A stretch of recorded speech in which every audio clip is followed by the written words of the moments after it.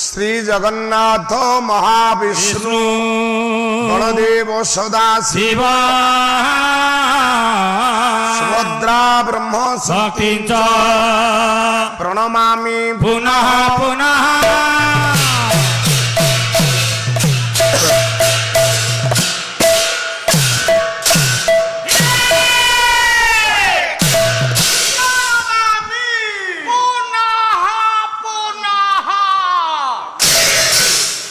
परम पिता परमात्मा परम ब्रह्म श्री जगन्नाथ महाप्रभु पादर आनंद बार दंड प्रणाम।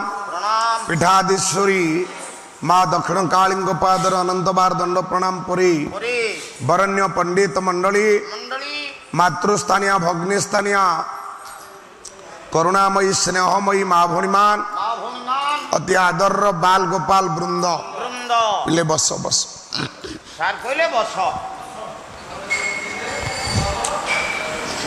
वरण्य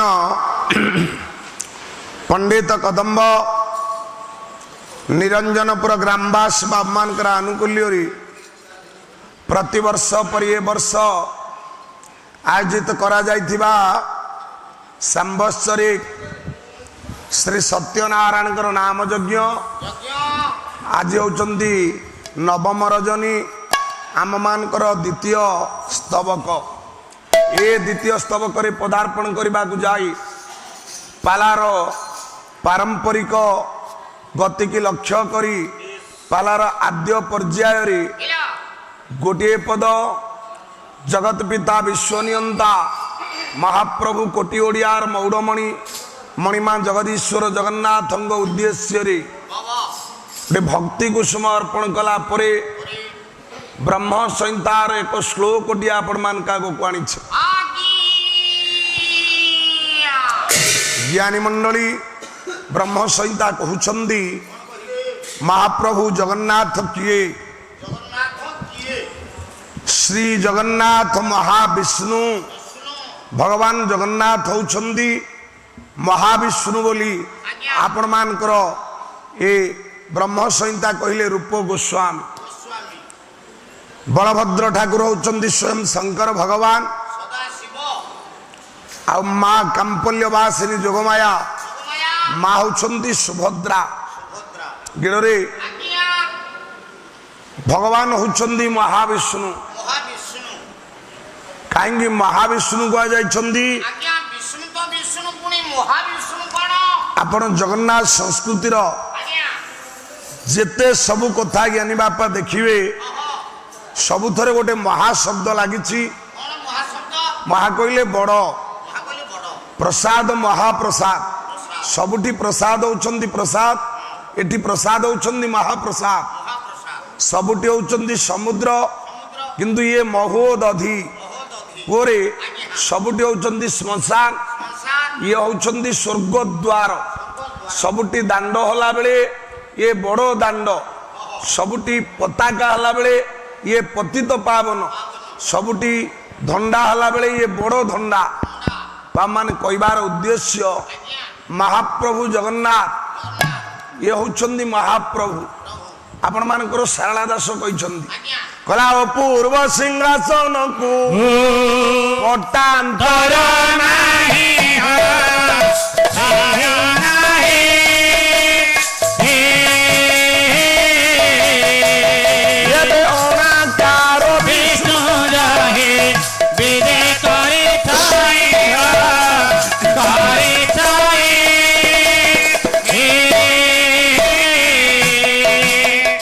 अपूर्व सिंहासन को पटांतर ना भगवान को सिंहासन होचंदी अपूर्व महापुरुष विद्या कहा जाइछि नीलाद्रो शंख मध्य शतदल कमले रत्न सिंहासनस्थम सर्वालंकार युक्तम नवघन रुचिरम संयुतम चाग्र भद्राया वाम भागे रथचरण युतम ब्रह्म रुद्रेन्द्र वंदे वेदानम सारमिशम स्वजन परिवृतम ब्रह्म दारु भजे।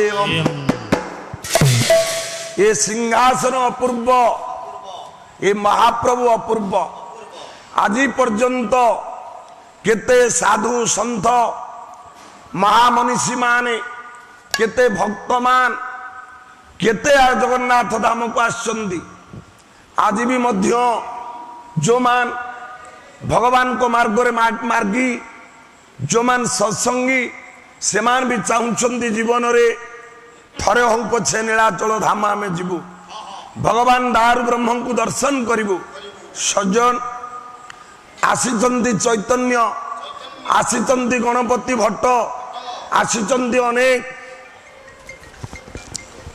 भक्ति मार्ग रे भगवान को निकट रे पहुंचंदी किंतु मो ज्ञानी मंडली भगवान को माया शक्ति जगत रे कहा को आज्ञा छाड़ी नांती गेड़े नवम रातिर प्रथम पर्याय रे श्रद्धेय सान बाबू विश्वनाथ बाबू माया उपरे कहवा जाई आपण मानकु केते गुड़िए कथा माया रे कही देई गले भगवान राम माया को आज्ञा छाड़ी नांती असंभव हे मृगस्य जन्म तथापि राम लोलुभे मृगया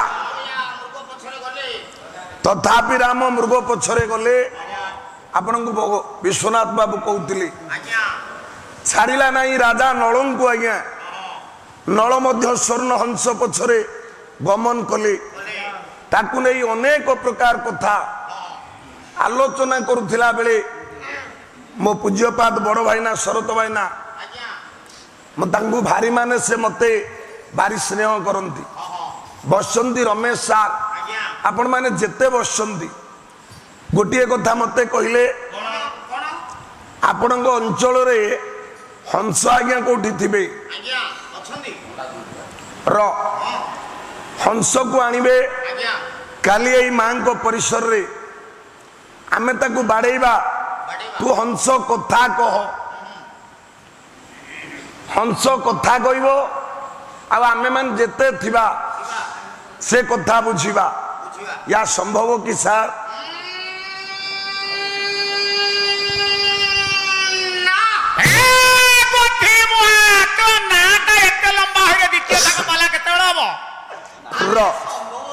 सजन वृंद हंस कथा कहले राजा नल बुझिले राजा नल पुणी कहले हंस बुझिले नहीं आज्ञा हंस कहला मदेक पुत्रा जननी जरातुरा नव प्रसूति बराटा तपस्विनी गति तैर से जनस्ते मर्द्यनम अहम विधुत करुणा ऋणार्धिना हंस मो स्त्री नूतन भाव रे अंडा देछि मो बापा माँ वृद्धा वृद्ध मु तांकर एकमात्र संतान हंस कहिले नल राजा बुझिले तत्पर नलंक हृदय तरली गला हंस को आज्ञा छाड़ी देवा पूर्वर ए हंस को छाड़ी देले हंस कहला राजा नल मु तमर गोटा उपकार करिबी तापर जाई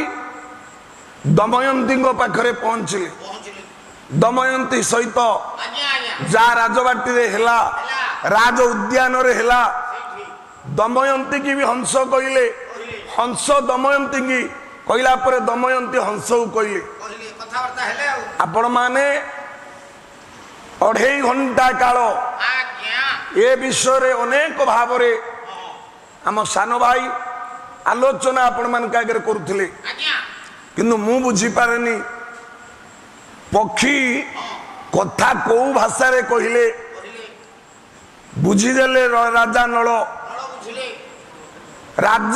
को भाषा रे कहले पक्षीटा आज्ञा बुझीगला हंस बुझीगला तार प्रमाण कौन आपण मान पाइबे पूर्व सूरीमान आम मानकर जो मान पूर्वसूरी गायक मार्कंडेय बाहिनीपति लोकनाथ करो विश्वनाथ पट्टजोशी एटी पूज्यपाद बलभद्र पंडा महोदय प्रहलाद साहू महोदय तांको बली काव्य नाटक गाई आमे आपण मान को मंत्रमुग्ध करि परिबा शक्ति हम पाखे नाही किंतु आज भी मध्य लोक मान पाला मंडप निकट रे अड़ी बसंती नैषधीय कुह कुमार संभव कुह रघुवंश कुह सज्जन मोर गोटे कथा जानिबार सान भाई से तो मते किसी कहूना 9 दिन हो गला कौन बा मुझे कहबी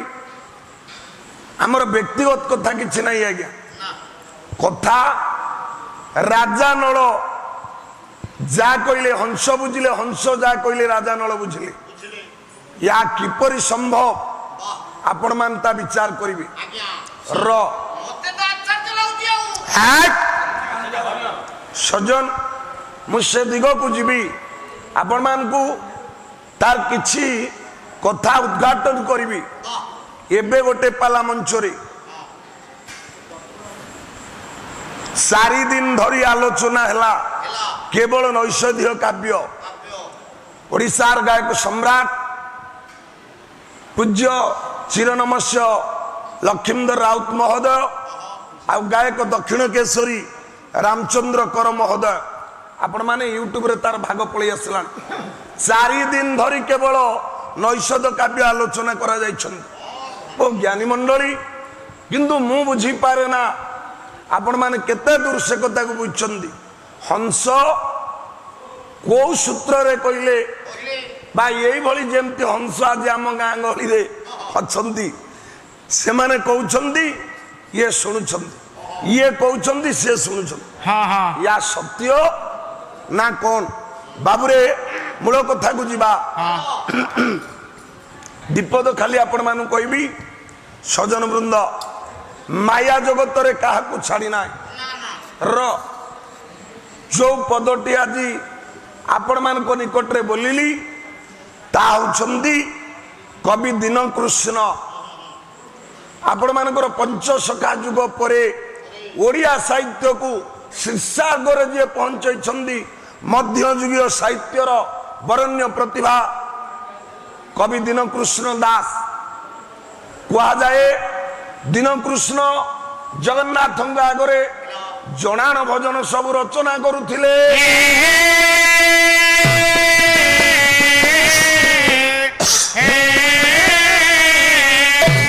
सजन वृंद हेले महाप्रभुंकर पाई से स्थल रे जने माल्याणी माँ जी माल गुंथुला तुलसी गुंथुले कुआड़े कह जाती दीनकृष्ण आ से माल्याणी माँ सहित कुआड़े मायारे पड़गले दीनकृष्ण कहला विष्णु मायार संसार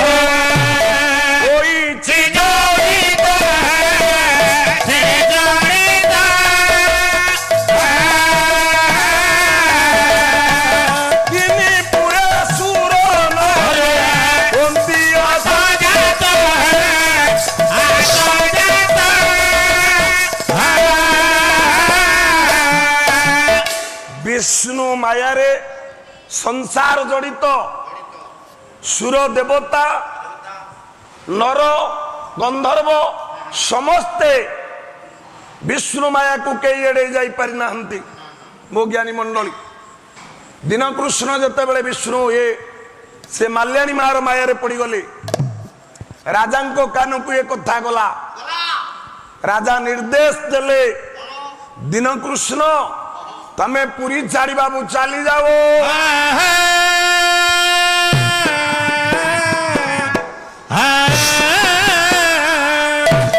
दीनकृष्ण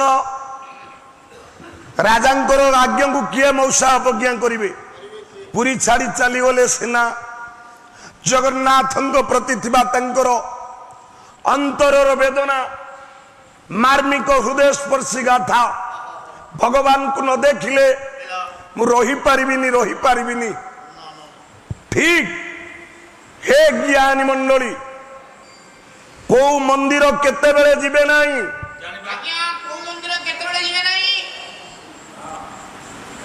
को मंदिर केते बेले जिबेनी तार प्रमाण अछि शिव मंदिर केतବେଳେ ଯିବା दुर्गा मंदिर केतବେଳେ ଯିବା कहला महादेव स्नाने विष्णु शयन मंदिर अंबिका अर्धरात्रे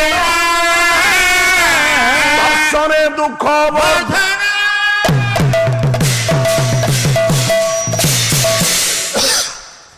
মহাদেব স্নানেন ভগবান মহাদেব মন্দির স্নান ন করি আপন মানে কেই ଯିବେ ନାହିଁ। ଅନ୍ୟର୍ଥରେ ପୂଜକ ମାନଙ୍କ ଦ୍ୱାରା ଭଗବାନ ବିଷ୍ଣୁଙ୍କୁ ସ୍ନାନ ନ କରିବା ପର୍ଯ୍ୟନ୍ତ ଆପଣ କେହି ଦର୍ଶନ କରିବେ ନାହିଁ। ମହାଦେବ ସ୍ନାନେନ ବିଷ୍ଣୁ ଶୟନ ମନ୍ଦିରେ ଯେତେବେଳେ ଭଗବାନ ଜଗନ୍ନାଥ ମହାପ୍ରଭୁଙ୍କର ପହଡ଼ ହେଇଯାଇଥିବ ସେତେବେଳେ ଜଗନ୍ନାଥଙ୍କୁ କେହି ଦର୍ଶନ କରନ୍ତି ନାହିଁ। ମା ଦକ୍ଷିଣ କାଳୀ ମନ୍ଦିର ଅର୍ଦ୍ଧରାତ୍ରରେ ମାକୁ କେହି ଦର୍ଶନ କରନ୍ତି ନାହିଁ। ସେ ଦୁର୍ଗା ହନ୍ତୁ, ତାରିଣୀ ହନ୍ତୁ, ମଙ୍ଗଳା ହନ୍ତୁ, ମା ଦକ୍ଷିଣ କାଳୀ ହନ୍ତୁ। ଅମ୍ବିକା ଅର୍ଦ୍ଧରାତ୍ରେଣ ଦର୍ଶନେମ୍ ଦୁଃଖ ବର୍ଦ୍ଧନ। ଦେଖିଲେ ଆପଣ ଦୁଃଖ ପାଇବେ, ସୁଖ ମିଳିବନି। ସଜ୍ଜନ କହିବାର ଉଦ୍ଦେଶ୍ୟ ଦିନ କୃଷ୍ଣ ଦେଖିଲେ ଯେତେବେଳେ ଭଗବାନଙ୍କର ପହୁଡ଼ ପଡ଼ିଯିବ ମନ୍ଦିରରେ କେହି ନଥିବେ ସେତିକି ବେଳେ ମୁଁ ଭଗବାନଙ୍କୁ ଦର୍ଶନ କରିବି।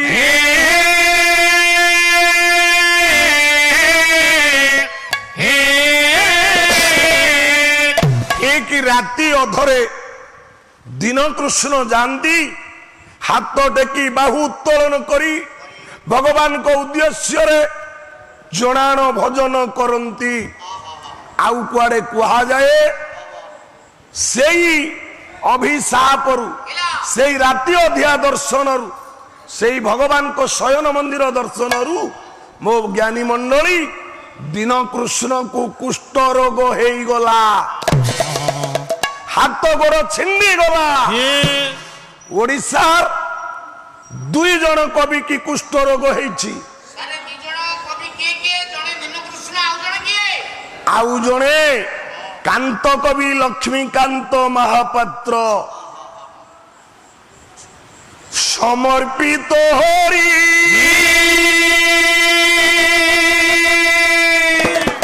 ଗାଁରୁ ବାସନ୍ଦ, ସାଇରୁ ବାସନ୍ଦ, ବରଗଛ ମୂଳେ ରହିଛନ୍ତି କାନ୍ତ କବି ଲକ୍ଷ୍ମୀକାନ୍ତ ମହାପାତ୍ର।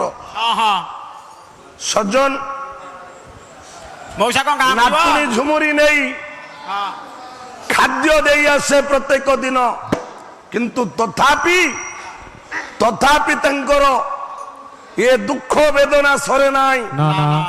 ଦେଲା ବେଳେ ଯୋଉ ନାତୁଣୀ ଦିନେ କୋଳରେ ବସୁଥିଲା, ଜେଜେ ଜେଜେ ବୋଲି କହୁଥିଲା, ସେ ନାତୁଣୀ ଆଜି ଜେଜେଙ୍କୁ 5 ହାତ ଦୂରରୁ ଖାଦ୍ୟ ଢାଳି ଦେଇ ଆସୁଛି।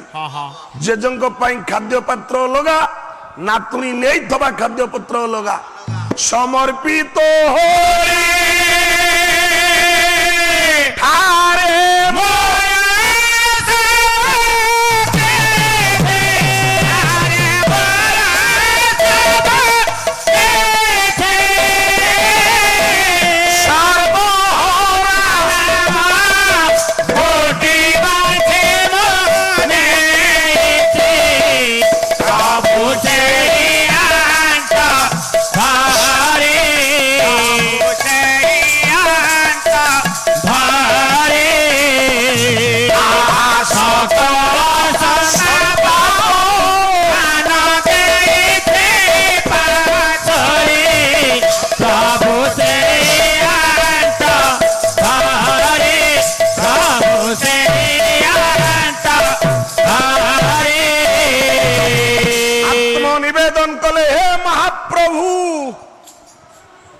तते सब समर्पण करदेला परे भी कौन मो जीवन भूल मत आज कई छूना कई कथा कहना कई मो पाखरे बसुना क्यों जसोबना उड़ाई बहे सबुथिरू वंचित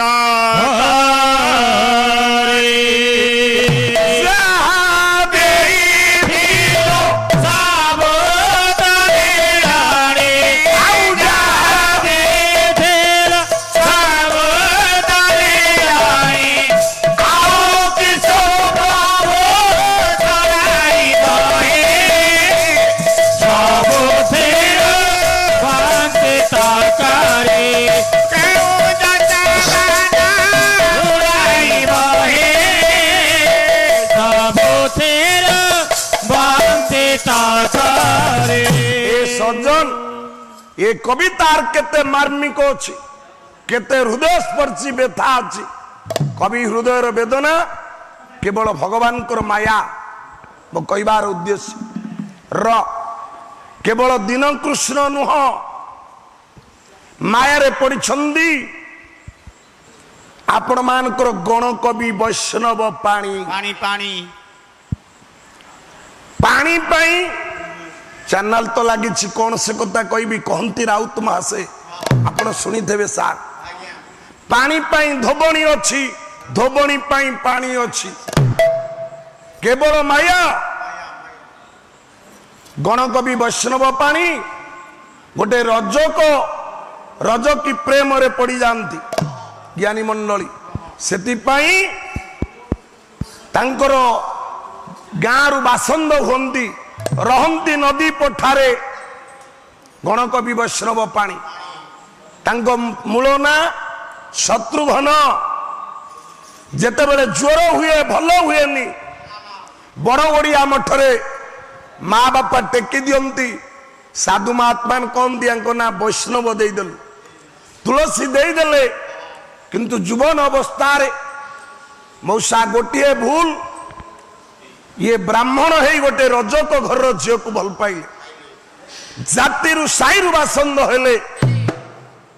ସେଇ ଗଣକବି ବୈଷ୍ଣବ ପାଣି ଛାଡ଼ ମାଡ଼ ଖିଆ ବୁଦ୍ଧିରେ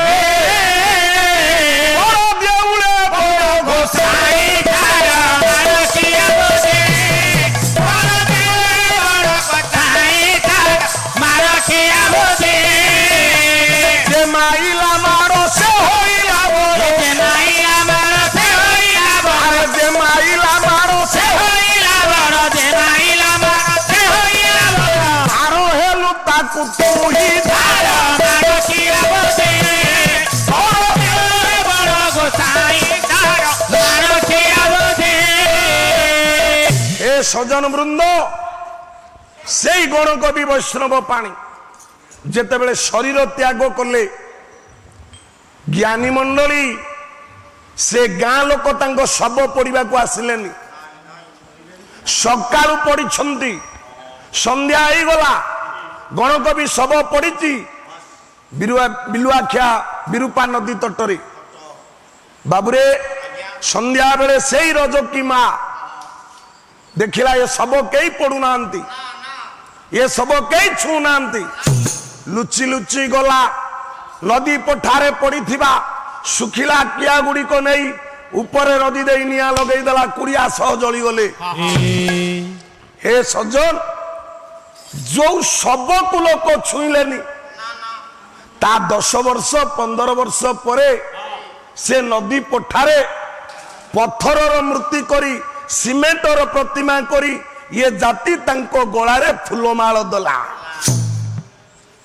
ଆମେ ପ୍ରତିଭା ପୂଜା ପା ସରିଗଲି, ପ୍ରତିମା ପୂଜା କଲି। କାହିଁକି? ଚ୍ୟାନେଲ ଲାଗିଛି, ତଥାପି କହୁଛି, ସେ ଅଞ୍ଚଳର ଲୋକ ସେତେବେଳେ ଦାବି କଲେ, ଯୋଉମାନେ ଭୋଟ ବାକ୍ସ ଚିନ୍ତା କଲେ, ସାର୍ ସେମାନେ ପ୍ରତିମା ତିଆର କରି ତା ଗୋଳାରେ ଫୁଲମାଳ ପକେଇଲେ, କିନ୍ତୁ ବଞ୍ଚିଥିଲା ବେଳେ ସେ ଶବଟା କେହି ପଡ଼ିଲେ ନା।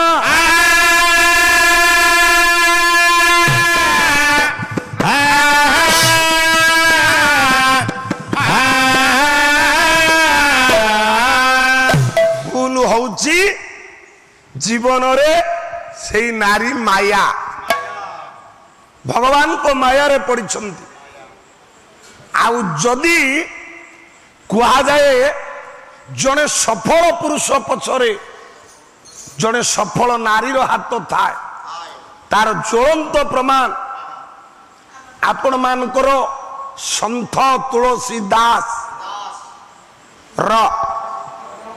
ତୁଳସୀ ଦାସ, ତାଙ୍କ ବାପା ନାମ ହଉଛନ୍ତି ଆତ୍ମାରାମ ଦୁବେ, ମାଙ୍କ ନାଁ ହୁଲସା ଦେବୀ। ଜନ୍ମ ହେଲା ବେଳକୁ ତୁଳସୀ ଦାସଙ୍କର 32ଟା ଦାନ୍ତ ହେଇଯାଇଥିଲେ, ମା ଗର୍ଭରୁ 32ଟା ଦାନ୍ତ ହେଇଯାଇଥିଲେ।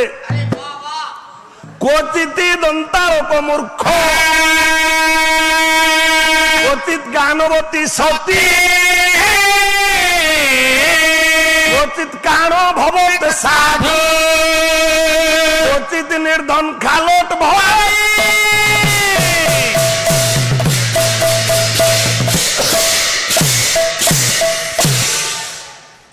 ବିଶ୍ୱନାଥ ବାବୁ ଓଡ଼ିଶାର ଜଣେ ପ୍ରତିଷ୍ଠିତ ଯୁବ ପାଲା ଗାୟକ। ପାଲା ହଉଛି ସତ, ଭାବ ନାହିଁ।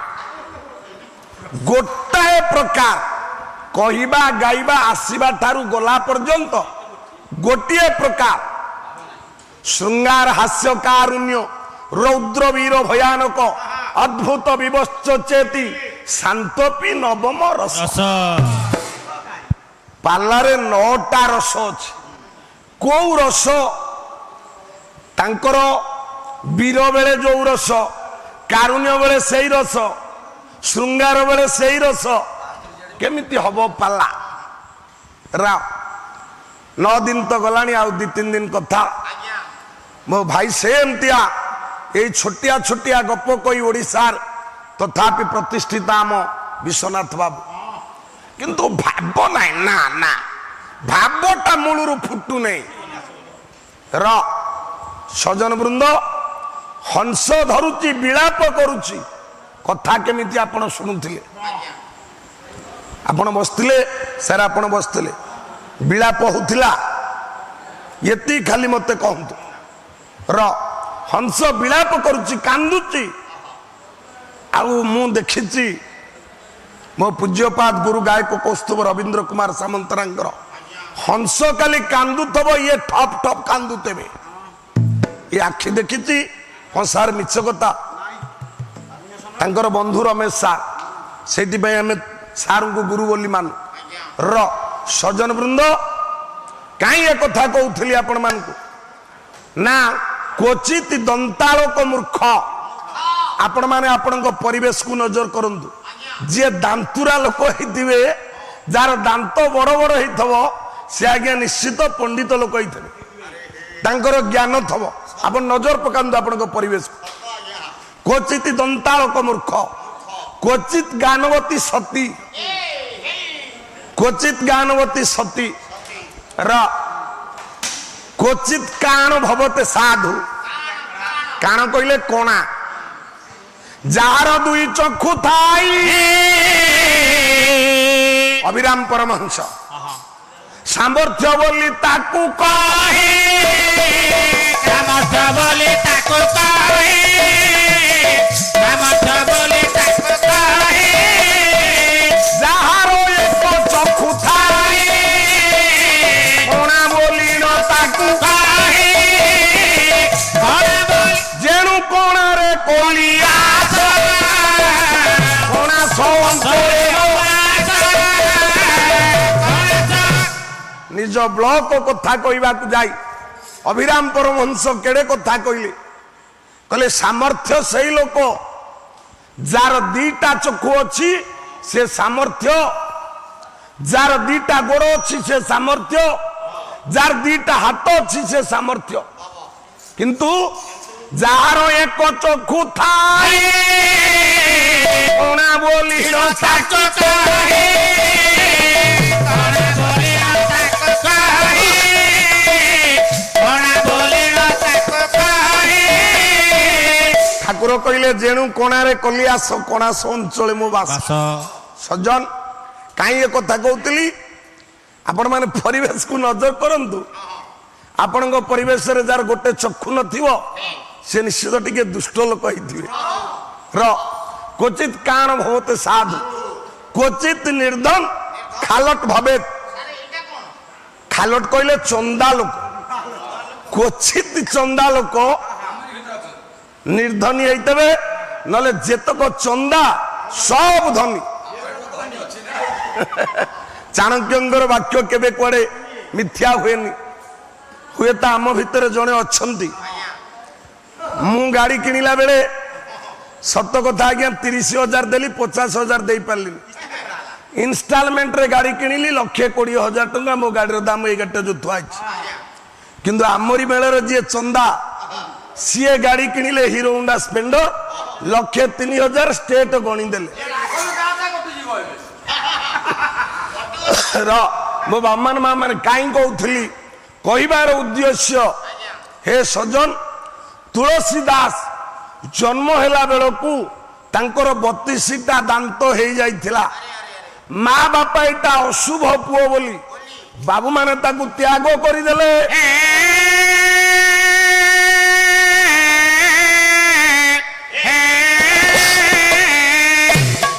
ଅଳ୍ପ ଦିନରେ ତାଙ୍କ ମା ମରିଗଲେ।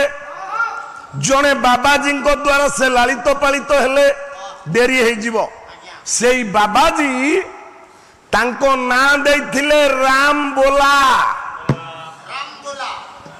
ଆପଣ ମାନେ ଦେଖିବେ ଯେତେ ସାଧୁ ସନ୍ଥ ତାଙ୍କ ମୂଳ ନାଁ ଗୋଟେ, ଆଉ ପରବର୍ତ୍ତୀ ସାଧୁ ସମୟର ନାଁ ହଉଛନ୍ତି ଗୋଟେ। ଚୈତନ୍ୟ ମହାପ୍ରଭୁଙ୍କର ମୂଳ ନାଁ ହଉଛନ୍ତି ନିମାଇଁ।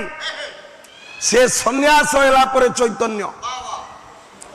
ଯୋଉ ଯିଏ ଆମର ବେଶୀ ଓଡ଼ିଶାକୁ ଦୋହଲେଇ ଦେଲେ 2015ରେ, ତାଙ୍କ ମୂଳ ନାଁ ସଞ୍ଜୟ ରାଉଳ, କିନ୍ତୁ ପରବର୍ତ୍ତୀ ପର୍ଯ୍ୟାୟରେ ସେ ସାରଥୀ। ଠାକୁର ଅଭିରାମ ପରମହଂସଙ୍କ ମୂଳ ନାଁ ବିନୋରୀ, ପରବର୍ତ୍ତୀ ପର୍ଯ୍ୟାୟରେ ପଡେ ଅଭିରାମ ବାମାନ। ଗୌତମଙ୍କର ମୂଳ ନାଁ ସିଦ୍ଧାର୍ଥ, ପରେ ହେଲେ ଗୌତମ। ସଜ୍ଜନ, ମୁଁ କାହିଁ ଏ କଥା କହୁଥିଲି, କହିବାର ଉଦ୍ଦେଶ୍ୟ